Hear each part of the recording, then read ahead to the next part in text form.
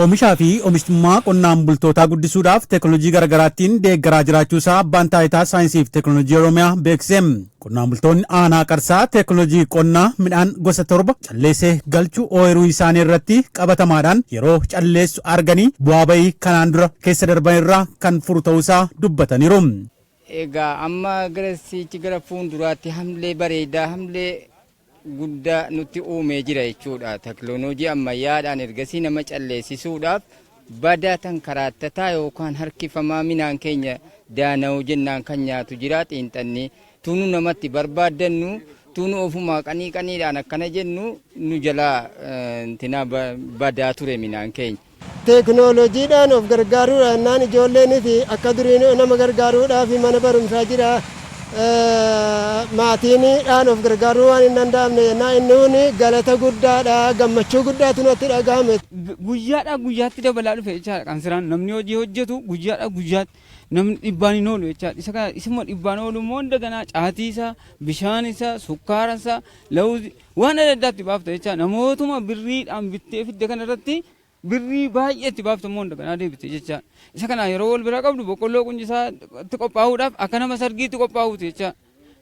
Garuu yoo kana qabaattee maatii kan keetii wajjin dhaqxee fottos gideetti naqxe yeroo gabaabaa keessatti galuu dandeessa jechaadha. Isa kanaaf garaagartummaan isaa baay'eedha jechaadha. Hoogganaan taanaa waajjira qonnaa godina Jimmaa obbo Dimaamuu Nigaatuun qonnaan bulaan otoo humna isaa baay'ee hin qisaasessin yeroo isaa akka inni qusatuu fi humna isaa akka inni qusatuuf teekinooloojii walitti dhumbukeettis humna isaa akka inni qusatu baasii inni baasu akka inni qusatuuf hojiin garaagaraa yeroodhaa gara yerootti argamaa jiruu fi argannoon teekinooloojiidhaan argamu kun dhugaa dubbachuudhaaf taanaan addunyaa baraa keessatti akka nuti makannuuf isteebii tokko akka nu guddisaa jiru wantoonni nu argaa jirru kun ragaa ba'uu jechuudha. Dursaan garee ce'umsa teekinooloojii qonnaa abbaa taayitaa saayinsii fi teekinooloojii Oromiyaa obbo Hasan Hajuu gama isaaniitiin teekinooloojiin kun mataa isaatiin rakkoo qonnaan bulaa hiikuu qofa osoo hin taane carraa hojii uumaa deema.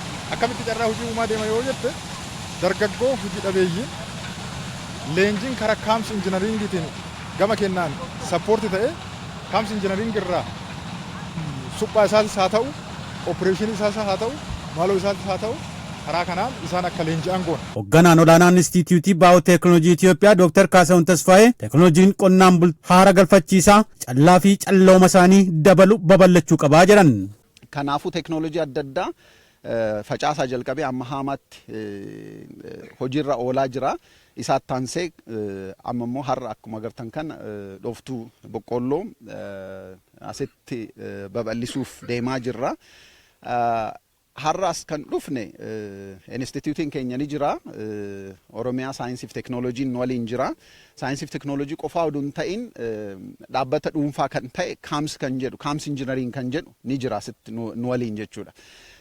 Kan har'a dhufuu hin dandeenye immoo bakka bakkatti maashinii kana kan hojjetan dhaabbataan dhuunfaa ni jira jechuudha.